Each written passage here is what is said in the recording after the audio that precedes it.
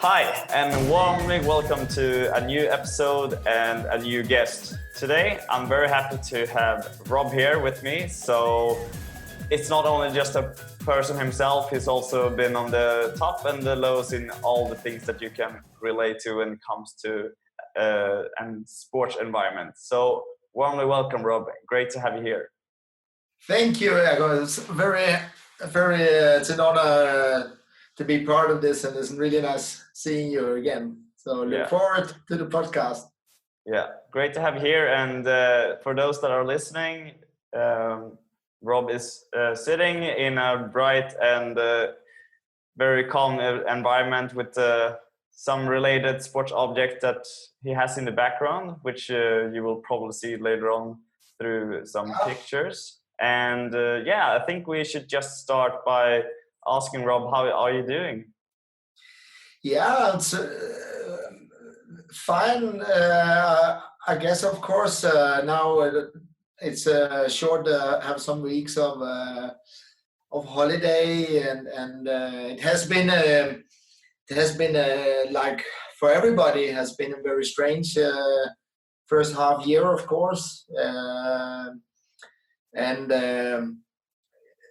especially for martial artists where we are used to be grabbing each other's gi and be very close and just throw and roll and whatever. It has been really strange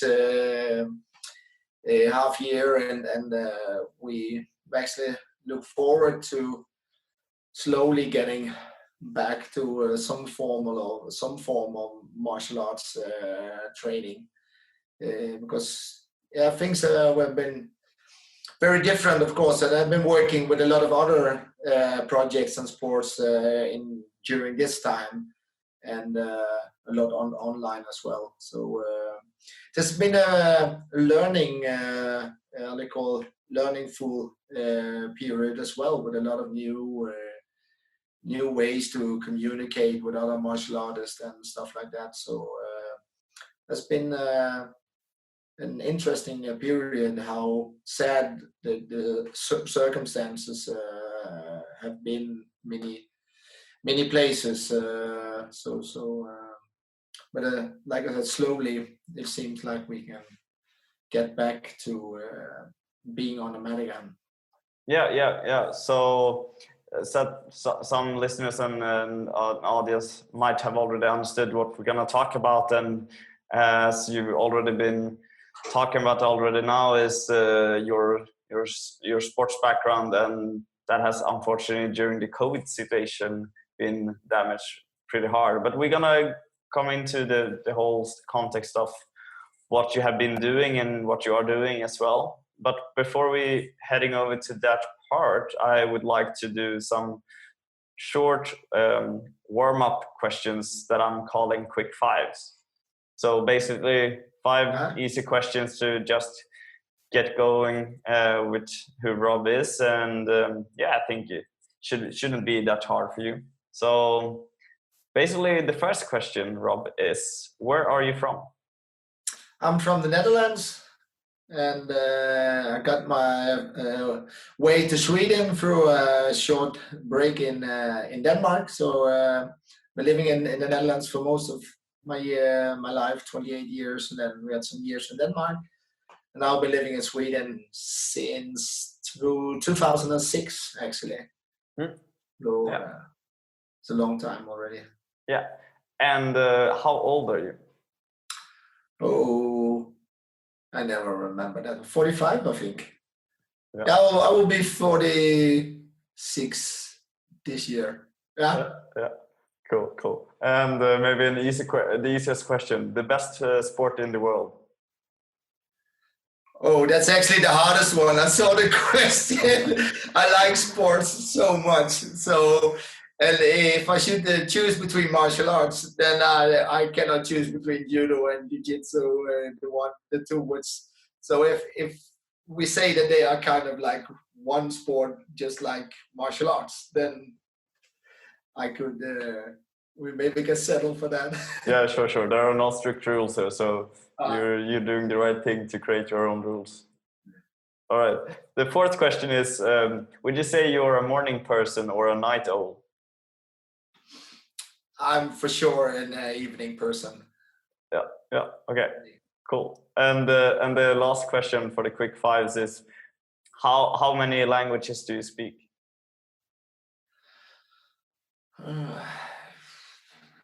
I think 4 basically. Dutch, English, Danish, Swedish. Yeah, 4 which I could speak, and then some which I understand, but don't speak so much. Yeah. So as you were saying, Dutch, English, Danish, and Swedish. Danish and Swedish. I speak all day, every day. Yeah. Cool. That's amazing. Yeah. All right. That was a very easygoing warm up, and now obviously we are all keen to know more about you, and we're gonna obviously go through everything in a different path. I think it's gonna develop through this interview, but starting off very easy. You have to decide yourself how you would like to present yourself. But yeah, who is Rob Haans? Oh, I think the normally is to say shy guy from the Netherlands who loves living in Sweden, who had a life inside sports since 5 years old. And that's basically I love working with people. I love traveling. Music is a very big part of my life, also because I teach a lot of aerobics and fitness classes. So music is just part of my day, every day from morning to evening. And I'm a curious person in a good way. I like to learn new stuff, and I think I'm open as well.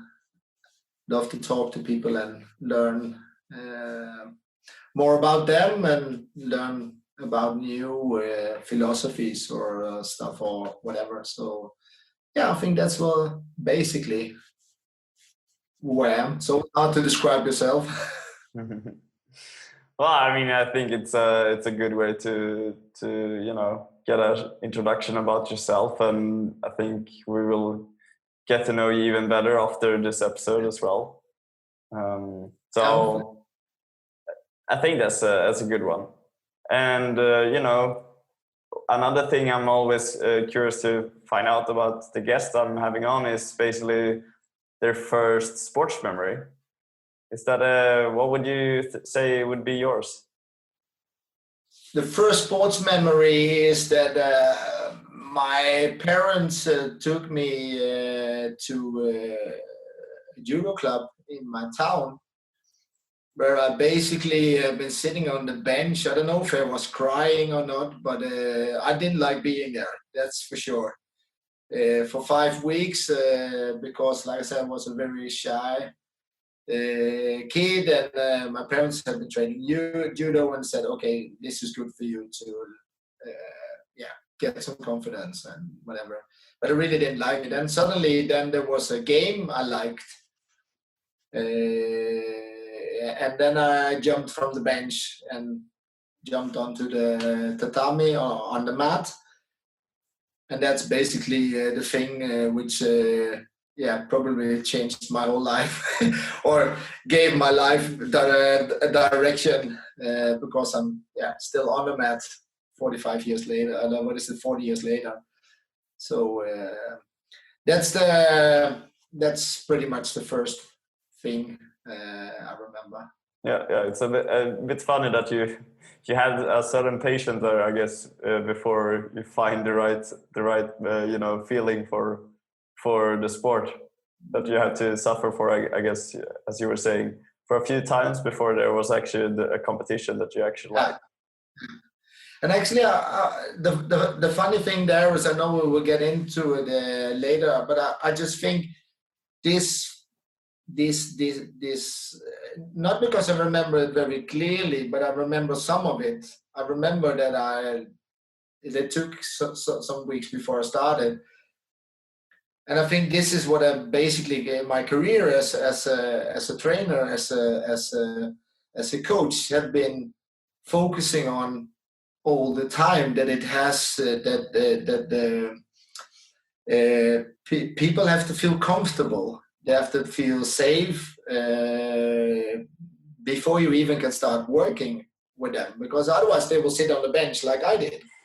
So this is the first thing, which is you need to make sure when you work with people. So there's been a very good thing, I think, because I remember how it was for me. So it's easier to relate to all the people I have been training and still train every day.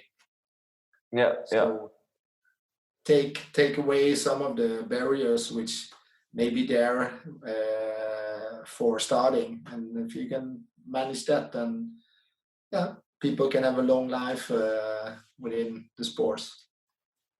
Yeah, no, I think it's important to understand that not the first experience might be the best one, but it might show up after a few weeks, in your story. Yeah, for sure.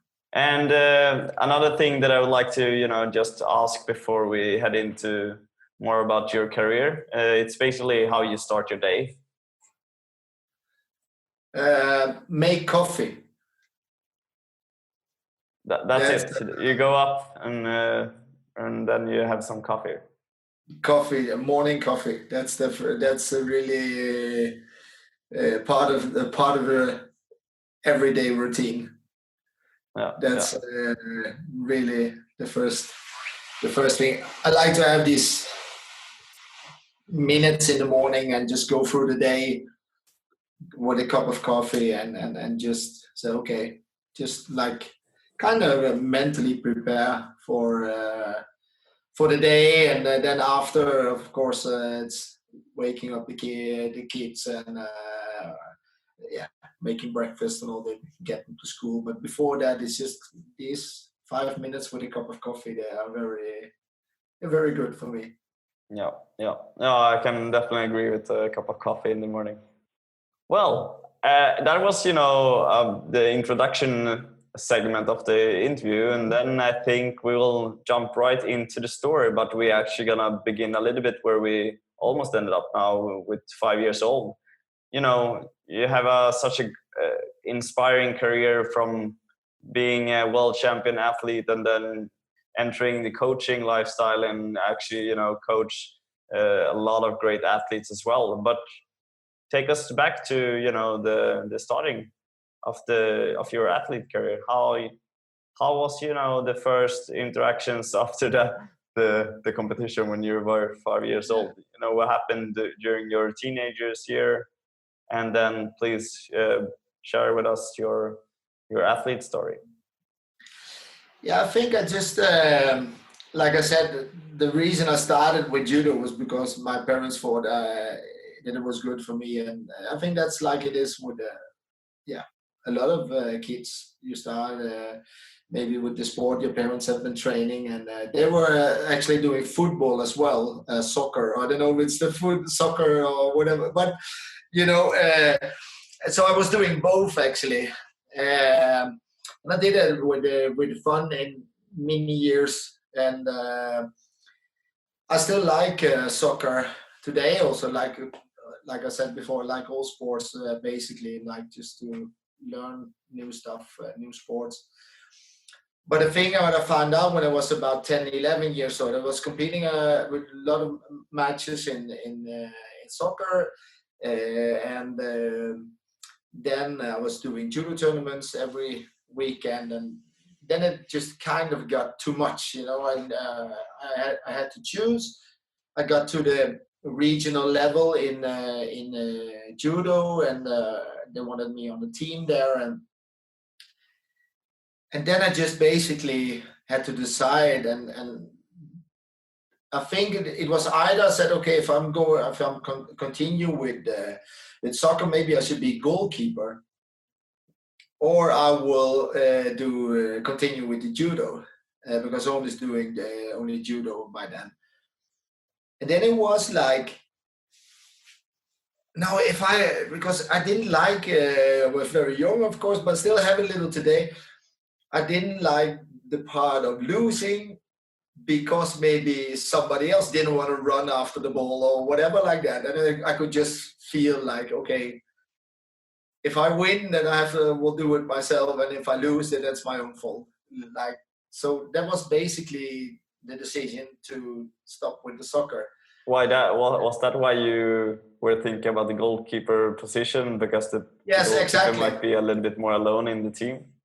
Yeah, exactly. So then it could be like, of course, the defense plays a big role in being a good goalkeeper as well. But it was this more this isolated person, like me against somebody else or another team. I found out I like that feeling, just of being on the mat. There's me and my opponent, and then there's 3 minutes, and then somebody wins. So it was really easy, and so I stopped with the soccer and started training judo more and competed more. And I think that was a very good decision, sports-wise.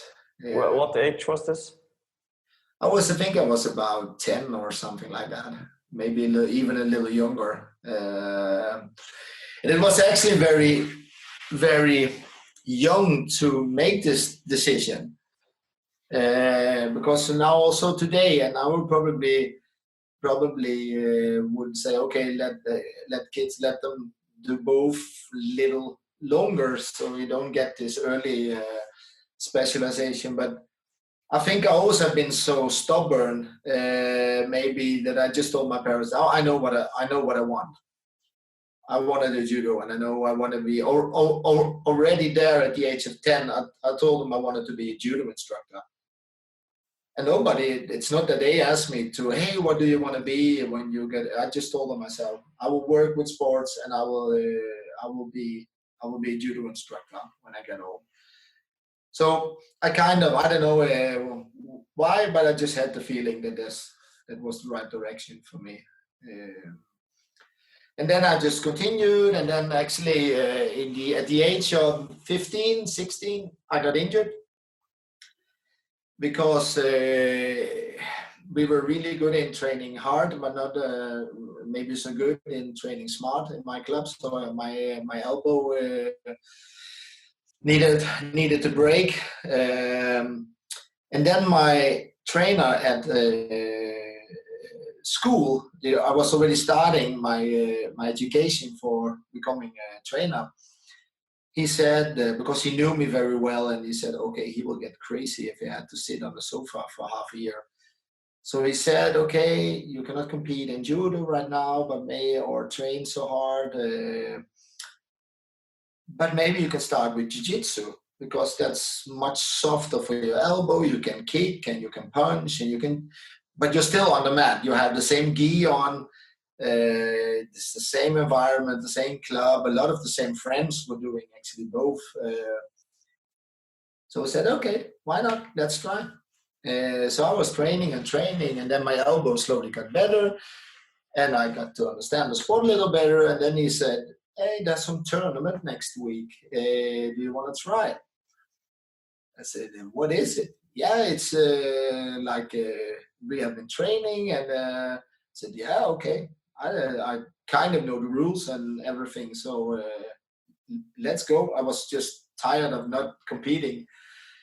So I went there, and I got the bronze medal. It was actually the national championships. That was my first tournament. And I didn't know the rules, and I actually didn't really care. I know what I was not allowed to do, but I didn't know the rules so good, so I could do tactics or whatever, I just know, okay, this is not allowed. And then basically, because the sports is like karate, judo, and then on the floor, like Brazilian Jiu-Jitsu, for example. And they said, okay, just focus on the judo part, then it will be kind of okay. Then I got invited to the national team in Jiu-Jitsu. So yeah, and there from there it kind of just went really fast. Well, was this, sorry to interrupt, but was this after the first competition that you got invited, or what? How long? Yeah, because I got the bronze medal. I got the bronze medal at the nationals. At the first competition you ever did in judo, in jiu-jitsu. Yeah, and so I got an invitation, and I was so bad in karate and everything, but I just kind of, I was pretty decent in the judo. I was part of the national youth team in judo, so I could manage pretty well there. But then I started training there, so I did both. I did parallel for many years, both judo and jiu-jitsu. And then just in the end, it just got too much. There was too many competitions, and I actually felt that my elbow was doing much better in jiu-jitsu and in judo. Because it actually never really got 100%. So I said, okay, then I just make a career change, and it worked out pretty well for me. When did you take this decision of which sport should you continue with? 94. So I was about, what was I, maybe 18 or 19 years old. And I just finished my education also at the school. So it was, started working in the military. And so it was really kind of like an environment change as well. So I've been on the national team for, I don't know, long time. But if we stop there, and I think there are people that are listening and watching this that might not really understand exactly what sport you have been practicing in both judo and jiu-jitsu. So would you mind try to explain both sports, and try to explain it in an easy way so all of us can understand both the different sports and the difference between those? Yes. Yeah, judo is the Olympic sports from Japan originally. It comes actually from jiu-jitsu, which was the sports which the samurais were training. But judo is where you grip each other. You have like a gi on. This one thing here I have behind me for the one who have a video. Yeah, so those that are watching can actually see what Rob is pointing at. Otherwise, you who are listening, we will probably put up some images that you can follow on from social media and in the description later on. Yes, exactly. So there you grip, and then you throw each other on the tatami, like it's called, the judo mat. Then when you get on the floor, you're allowed to do. You can hold each other. You have to hold each other for 15 seconds to win the fight, or you can make an arm lock or strangulation. And when people tap, you also win the fight. And then there's different points for how good you make the throw. So how the people land, you get different points. If basically, say if you throw people flat on the back, then you win the match. Where jiu-jitsu is actually this part which I just described, but before that is you have kick and punches, just like karate. So it's a little more like, if people know MMA, but not the full contact version. And then different with the judo is that when you make a throw flat on the back for ippon, the fight doesn't stop. So the only way to stop a jiu-jitsu match in the fighting system, as we call it, is when you get an ippon in the first part with kick and punches, you get an ippon in the takedown part or throwing part, and you get an ippon on the floor. So when you have 3 points, then you win the fight. Otherwise, it's the one with the most points. Okay, so judo is basically try to throw a person in the best way in order to get as many points as you can get. Yeah. But then the competition, if you're getting the person on their back, for example, then you start over and standing up again, or can you still rest on the ground?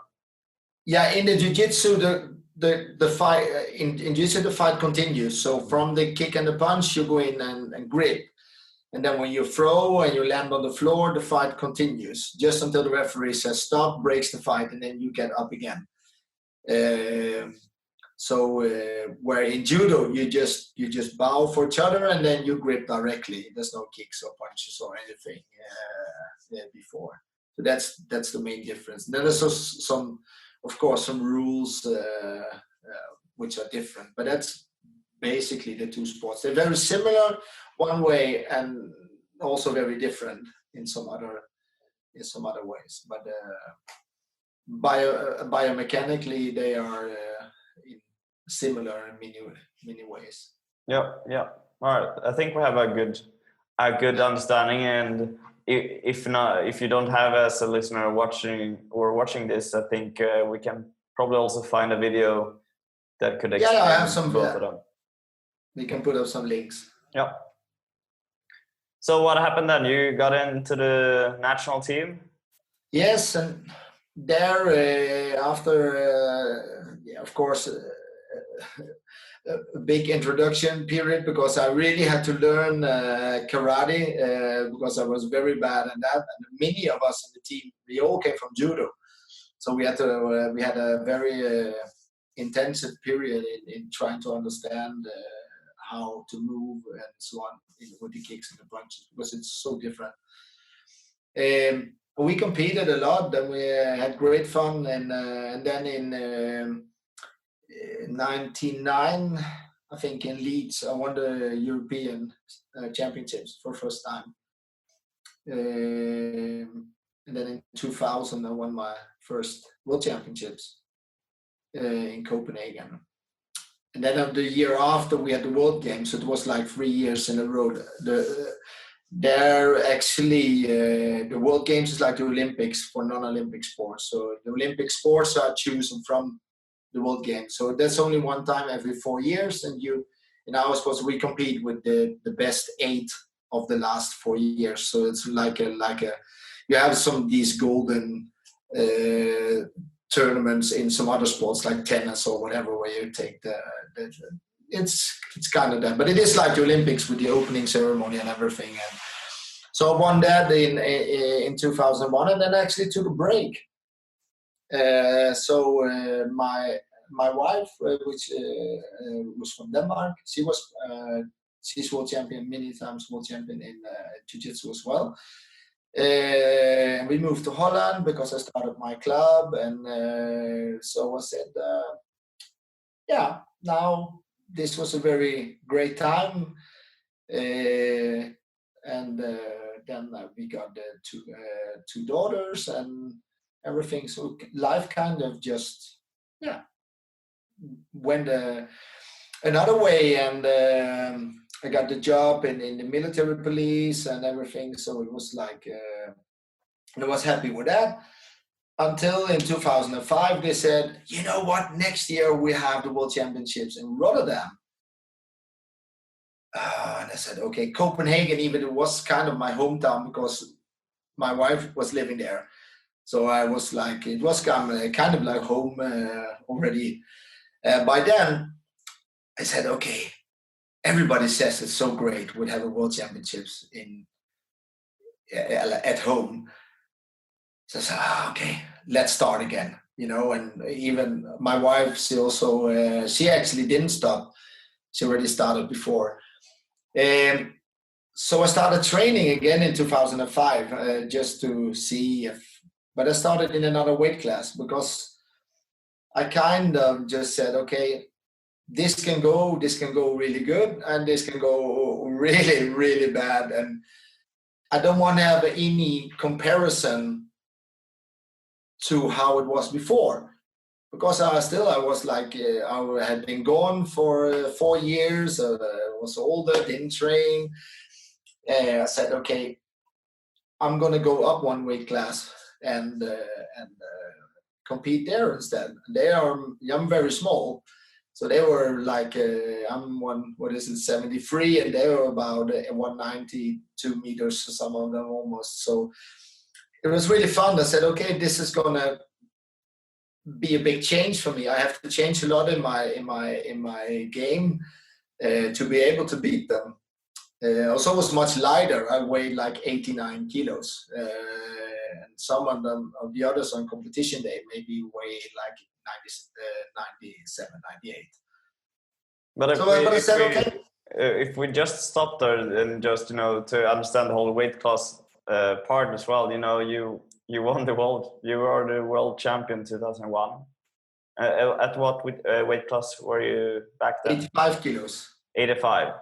And then you go from being the best one in the world to stop playing the sport, and then a few years later you decide to let's go up one weight class, which was then, you said the weight class was from 85 to 94 kilos. And it was like, but we always weigh in the day before. So on the day itself, people are slightly heavier than but I was weighing like 89 kilos just every day. So for me, it was like, it was a nice challenge, but I just said, okay, I'd rather lose in a new weight class. Of course, I didn't want to lose, but if it didn't go as expected, then I had nothing to compare with before. So I said, it's a new weight class, it's new people. So I just kind of took the stress away from me, because there was a lot of stress. Yeah, I've been winning everything in 85,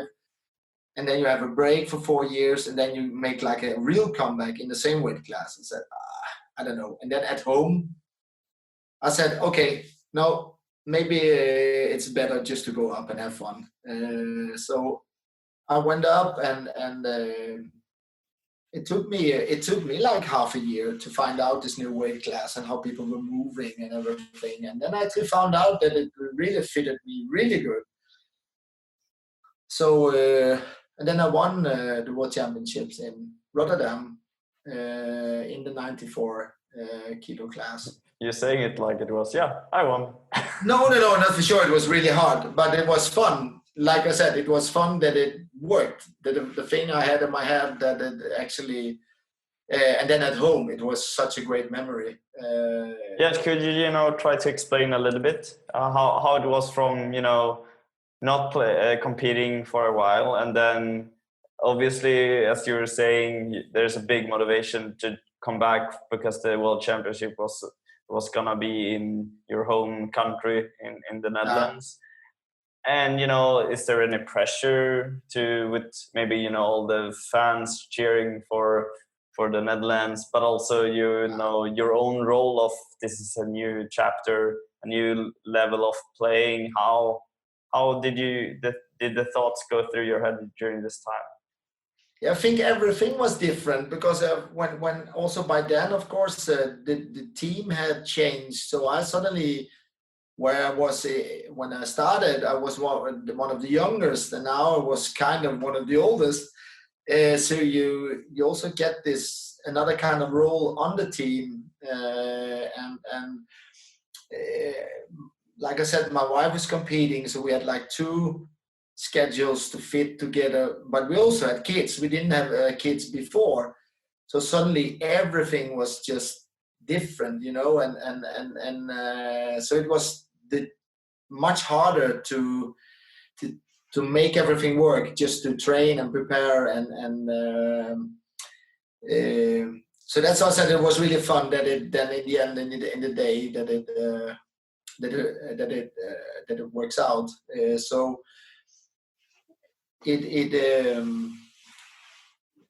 but it was stressful, because I think one of the hardest part, which always been talking also as a coach, it's such a thin line between want to win and don't want to lose.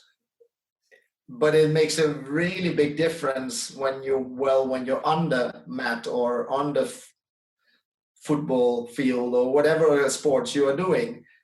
It's a much better feeling to want to win than don't want to lose. And I think that was the hardest part, because the whole stadium was full with people, and people were cheering, and we had a great team there by then. A lot of people were winning, not only me. And at the day I had my final, already two of my teammates, they were winning the gold, and I was the last final. And then I just remember thinking and standing on the mat, just saying, I don't hope I'm going to be the one to screw up this. Sorry for my language, but there was the feeling that, okay, everybody's been winning, and now this is the last of the day. And this feeling just had to disappear very fast. And the final was actually not really good.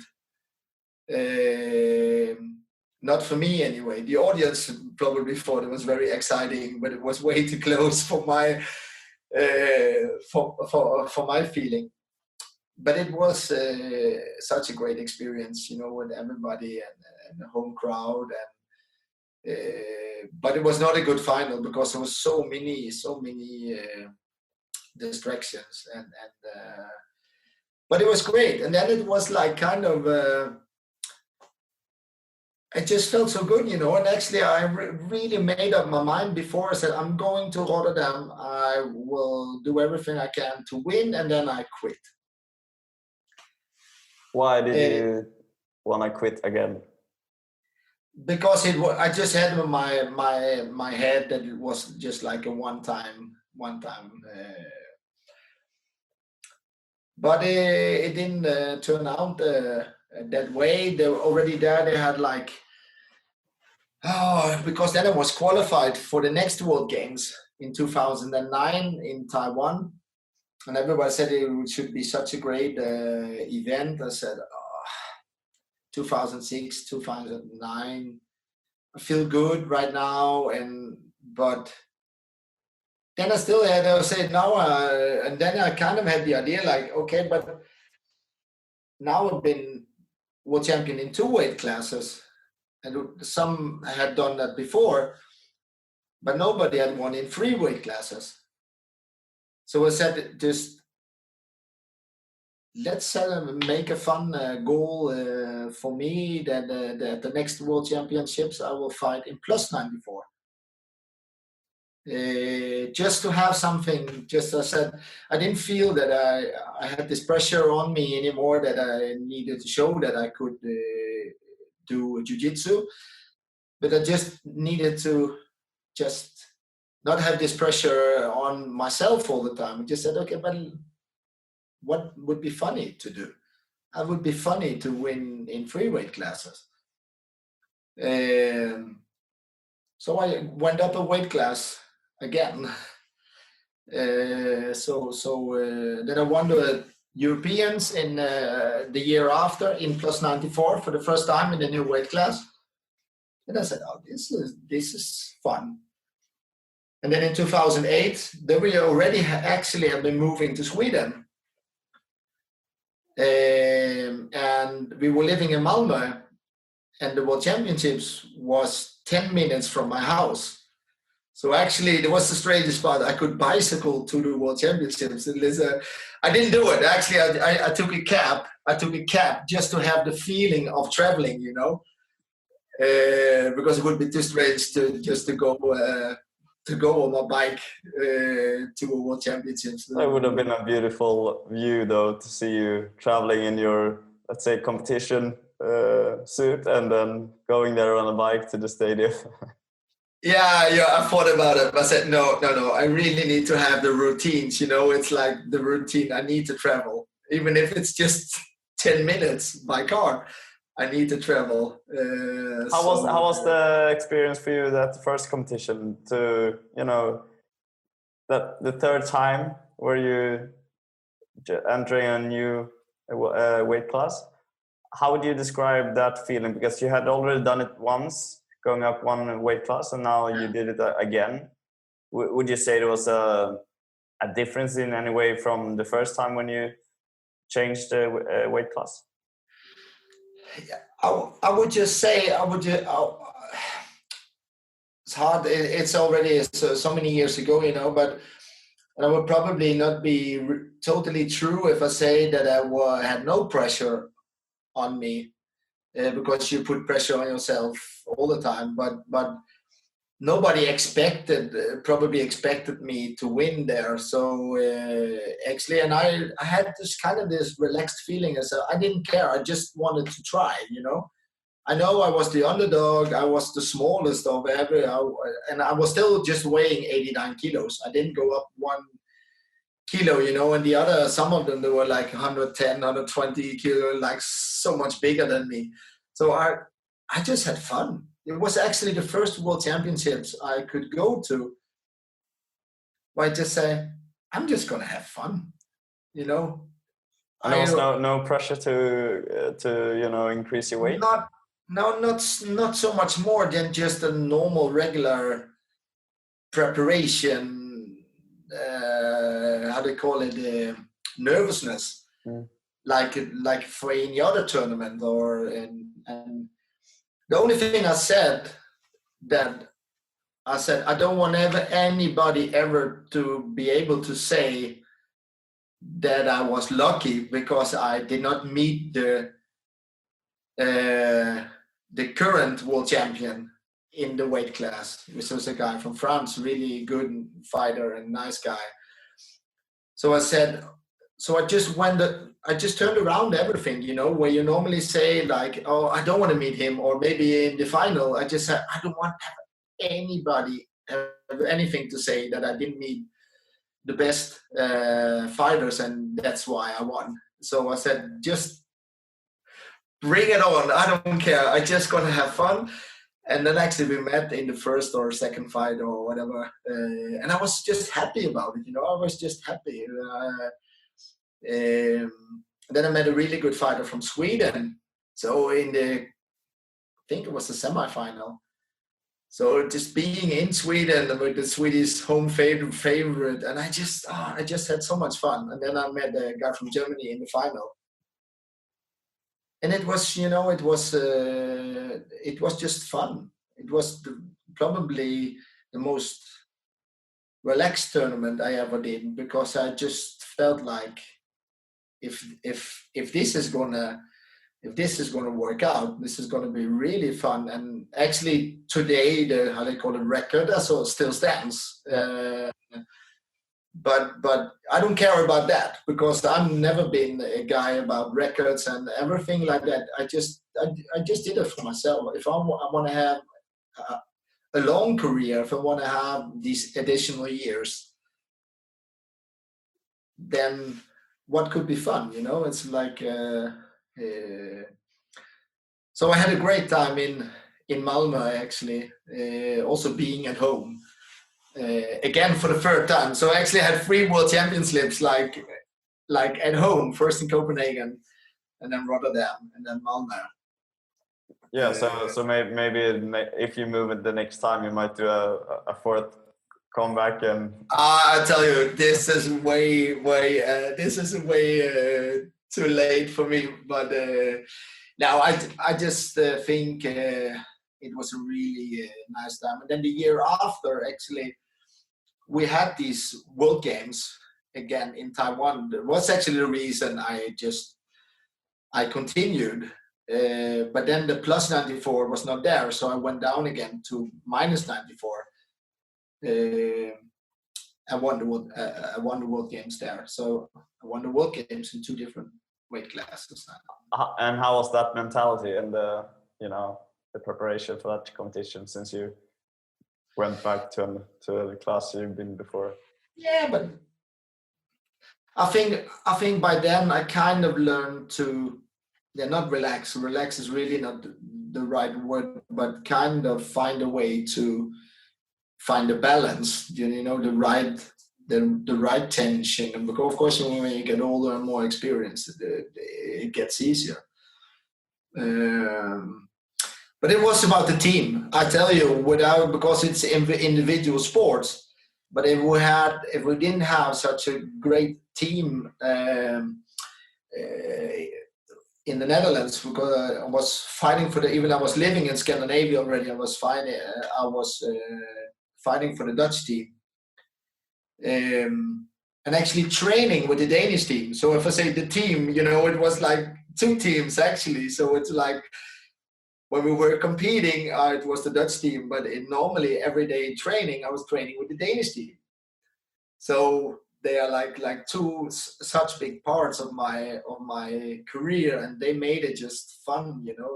The Danish, we had fun on everyday training and great friendships, and still today we're like the best friends and see a lot. And in the Dutch team, I didn't see them so much, but when we were out competing, of course, we were very close. And how would you describe the team context when it comes to an individual sport that, as you're saying, you compete against just one, but you are also there with the national team, so that you have the team. It could also be on the club where you have the club feeling, which is basically the team. But from the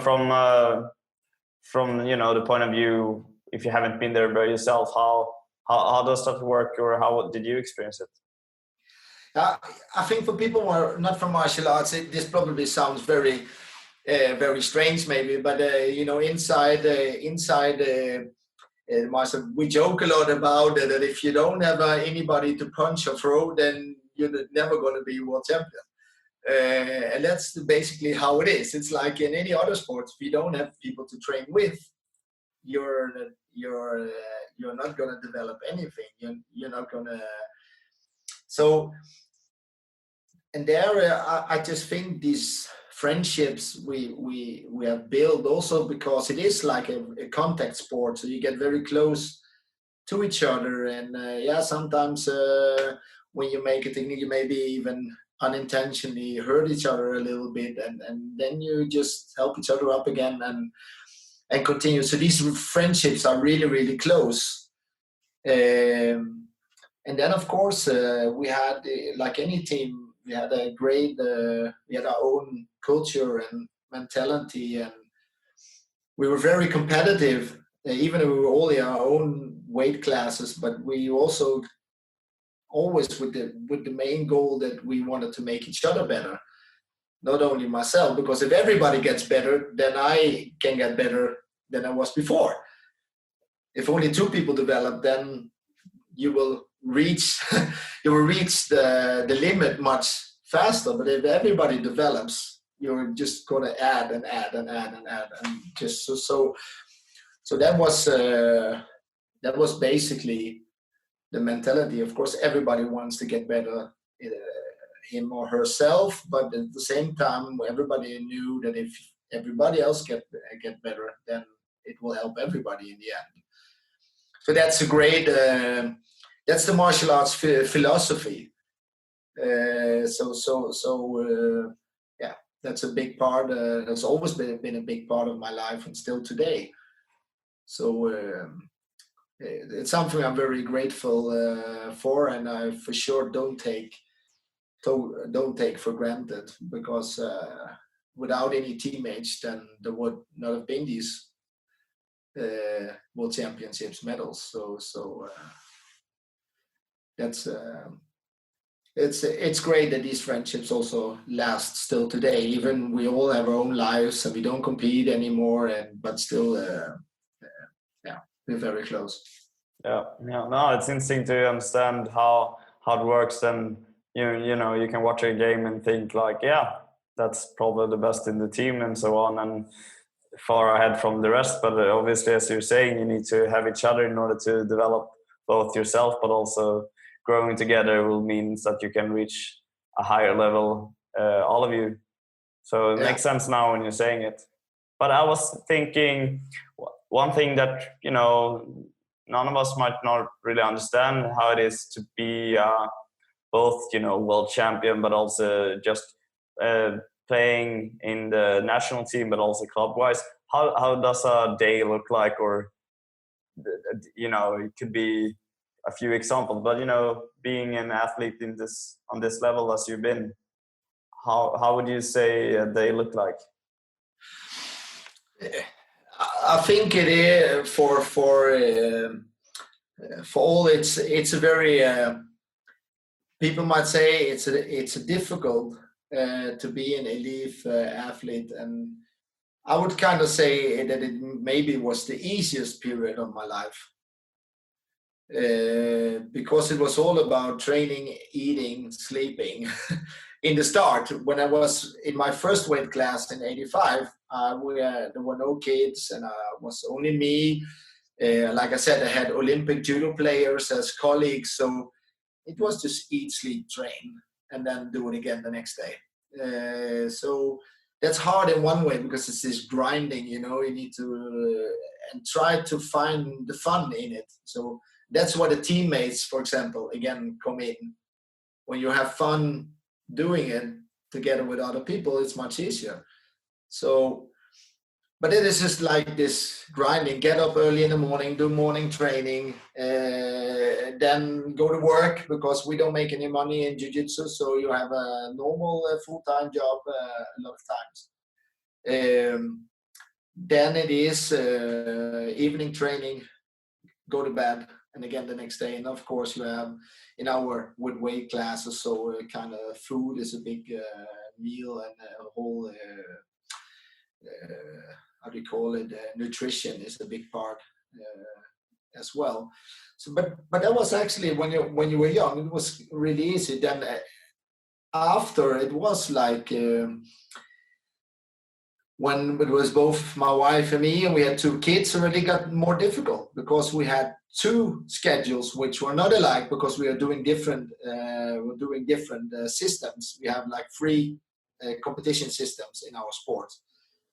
So it was 20 hours a week training for about, and 2 full-time jobs and 2 kids. Suddenly there's like planning on the minute, it was really like leaving 7:15, not 7:20, because then already, there was you maybe would be late for training or whatever. It was really just like, but still, when you have somebody who has the same goal, it's like, yeah, it was easy. Of course, it's not easy to say no to all the birthdays and social stuff with friends, but still the drive to the next competition and the drive to become world champions again, because like I said, my wife was a 3-time world champion as well. So we had this, this together. We do one more. So there was this.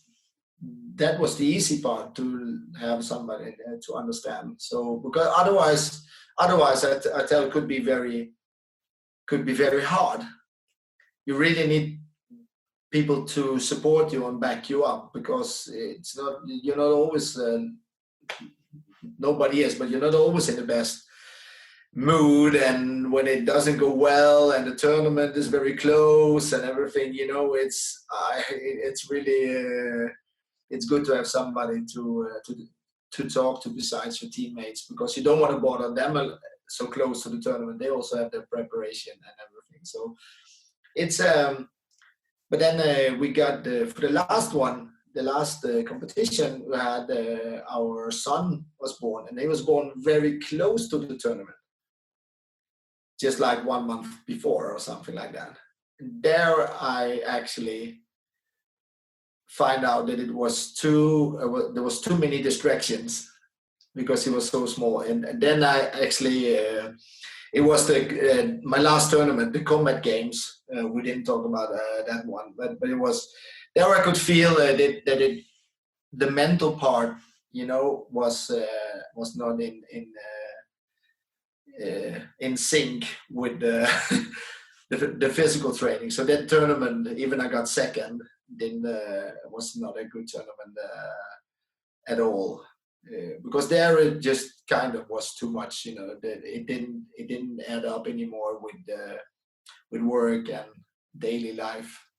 So that's kind of the hard part, make it work. If you can make it work with all the other things you a lot of times need to do, like school and work or whatever it is, then it's not easy. But if the drive is big enough, then it's kind of easy anyway, because you don't feel the distractions in the same way as, for example, I did in the end.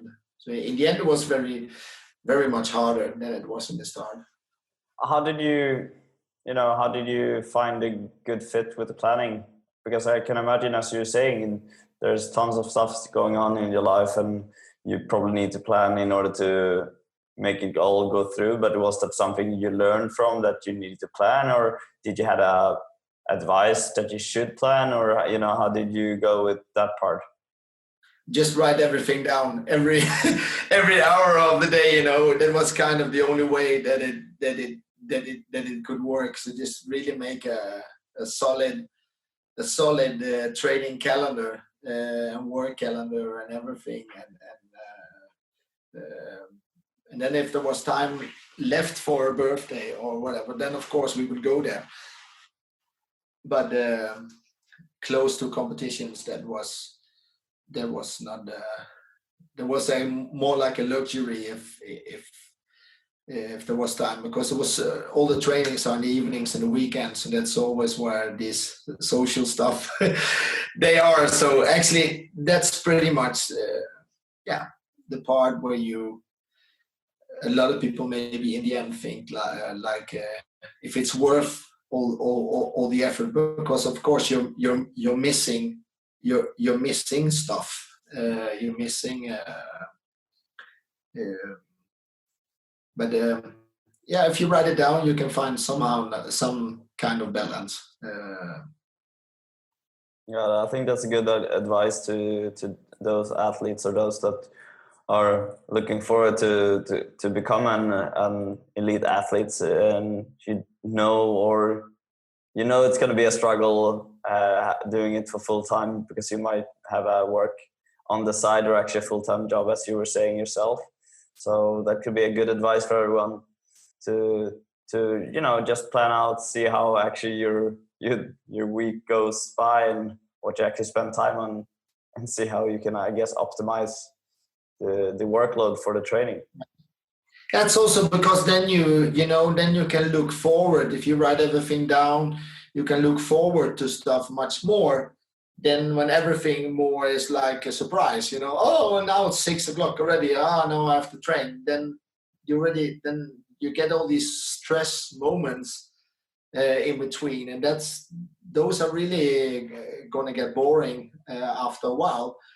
So it is when you just plan the day, and also plan when you don't do anything, because you're working physically many hours a week, so you need to relax as well. So and then when you plan to relax, you cannot have a bad feeling about relaxing. So it's because otherwise you can just as well work.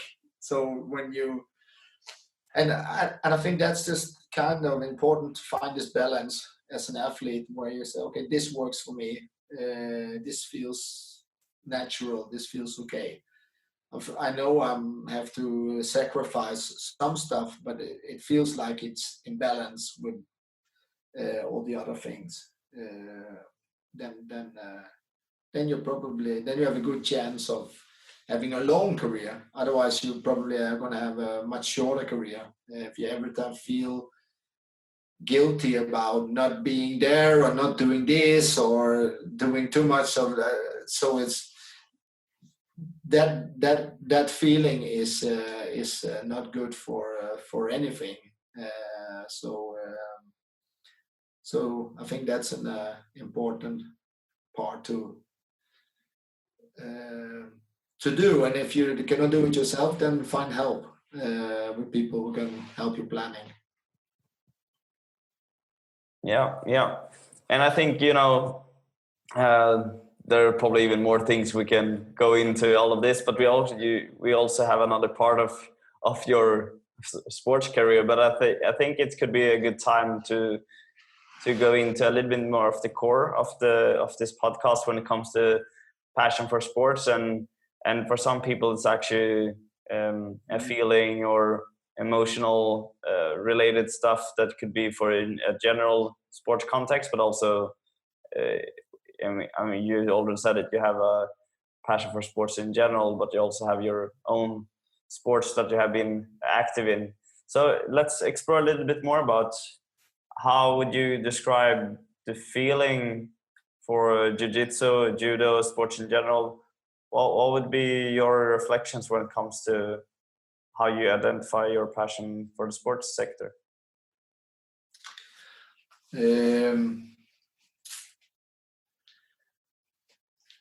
Actually, sometimes during the career, actually, I've been thinking about, what if I have been choosing soccer instead, or what if I've been choosing any other sports? Because, like I said, in school we tried a lot of sports. I just basically I love to compete.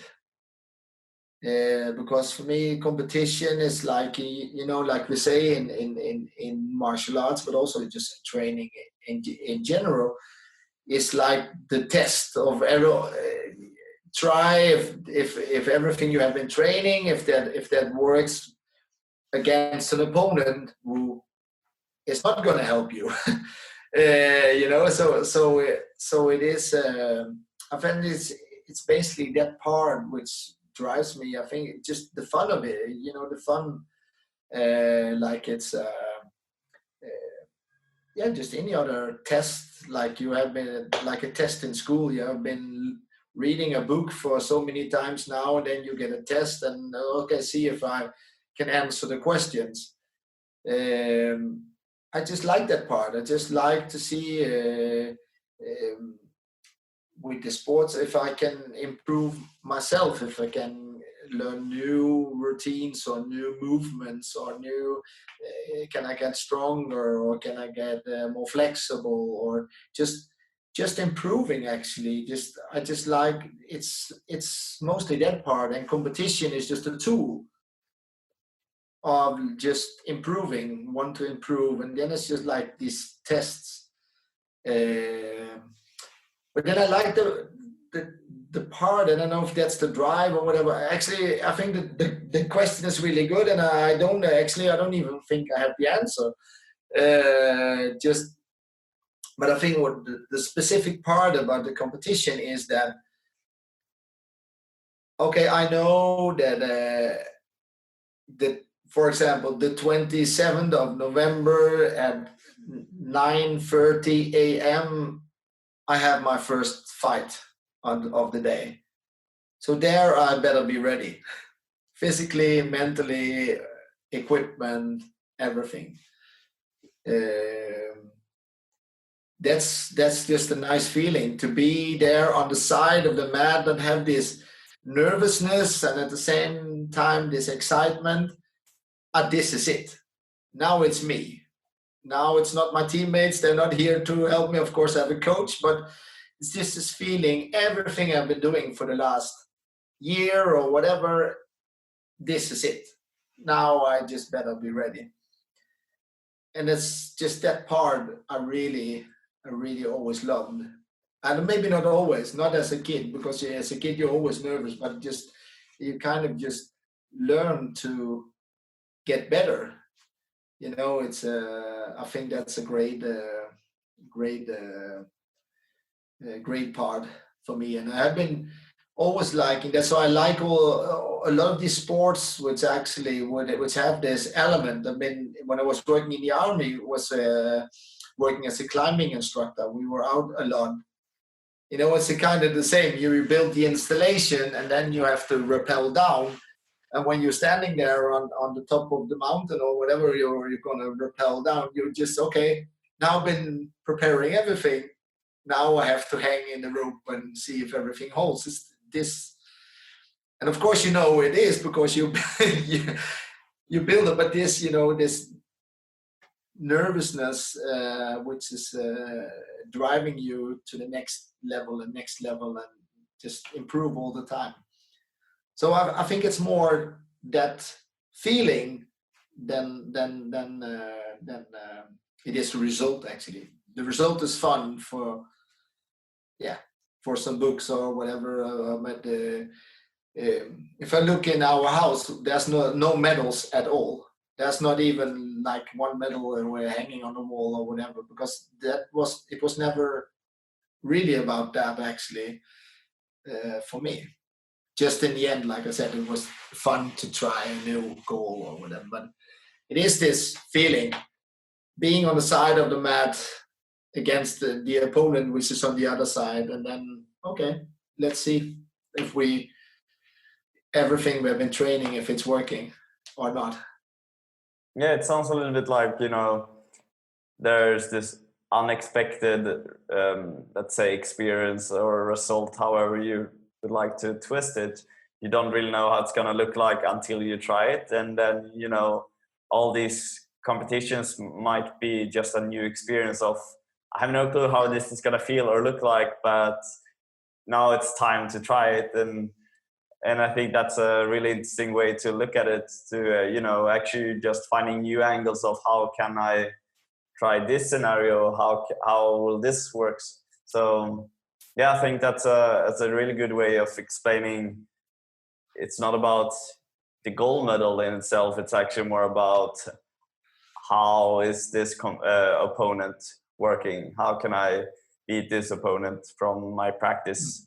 And how can I make sure that I'm prepared for it when it's actually up to grab? I think that's also the way to look at sports. Actually, if you see the only thing you can control is what you are doing and how you are feeling, but you cannot control what the opponent is doing. Not directly, of course, with tactics and so on. You can try to, but you don't know that before you are on the mat and the fight has started. There you can feel, okay, this I can control, and this and this and this. But when you're standing on the side of the mat, you don't know that yet. So there you still have this, of course you have the belief that you will go in and do it, but you don't know it for sure yet. So that's just after the fight starts. And I think that's the whole fun part, where you see, okay, I've been preparing for this, I've been analyzing my opponent, I feel I've been doing everything right. But is it also going to work out as I thought? And there you have like sports with for example, swimming or athletics. When it's running, of course you need to do everything right still, but you don't have an opponent who's going to tackle you or whatever like that. So it's you can focus much more on yourself. And now you have this element of having an opponent who will do everything to disrupt your game. I think that has been the fun feeling always to we do in the martial arts. Yeah. No, it makes sense. Athletics, it could be the weather that is their opponent instead. It could be other. But yeah, I mean, I think it's always interesting to hear how all the guests are reacting on the question, because there's no right or wrong answer. I just love the way of listening to the experience and how all of you are describing the feeling. But yeah, I mean, another thing that I'm looking forward to in this interview, and I'm always trying to do this with all my guests, is to ask them to bring with them a memorable sports object. I'm not sure if you managed to bring something with you. I have it behind me, actually. That's why it is there. Because like I said, normally we have nothing hanging in our house, which reminds of our sports careers. But this one, I didn't even manage. I actually had to find, to be honest, when you asked me, I didn't know where it was. So just like half an hour before the interview, I found it in the garage with all the other stuff, which we have been saving for many years. So there's still a lot of dust and maybe some, I don't know what. I didn't have the time to get. But this is my first competition gi which I was using in judo. I don't know, my parents for many years ago, when we moved to Scandinavia, they have been keeping it. It's totally yellow now, but they'll be keeping it and then put it in a frame. So so for those that are once again listening, we are going back to the object that Rob was talking about earlier in the episode. So yeah, we're gonna definitely showcase this the image so people can understand. But was that like the first competition you had with it? Actually, I have to be honest. I don't know so much myself, but my mother told me that it was the first gi I was using when I started competing as a kid. I think I was about 6 or 7 years old. And then they put it. Actually, you cannot see it on the picture, but they put it this. We didn't buy then stuff where you have like bath ropes, this soft material. They were sewing it in the neck because when you started judoing, when they pull the gi so much, it was just like scratching your neck. I don't know. It's really. Today you don't do that anymore, but I don't know. By then, everybody in our club had it, so we had like this stupid soft fabric in the in the neck of the gi just to get used to all the pulling and everything which you're doing in the judo. But well, would you say that the gear that you have today is still hurting your neck, or is that something that has developed in the material? You get used to it, and actually today I don't know if anybody ever does it still, but I don't know. We had this period in our club where I was training that we were training a lot already, like in quite an early age. So, but probably our skin was not prepared yet to all the pulling with the judo gi. So we had this, call it soft. It's an innovative way of making sure that you're comfortable when you're when you're playing, right? It didn't hurt anyway. So there was some good thing in it, and then after, then of course you get used, and then you just buy normal gi, and then you don't put anything in the neck. And I'm always trying to match up in some way to my guest, and as you might have seen, there's something hanging in my back, but unfortunately I don't have anything related that I can think of to martial arts. So I just thought I should bring in something that is relatable to you. And for me, I was like, okay, he's Dutch, so it's going to be orange at least. And I'm going to bring like a training jersey or something. So for those that are listening. I appreciate that a lot. And of course, I love that it's orange. Yeah. So for those that are listening, I have a training t-shirt hanging in the background that is orange. And that was the best thing I could think of to bring to this interview, to at least give some orange to my Dutch guest.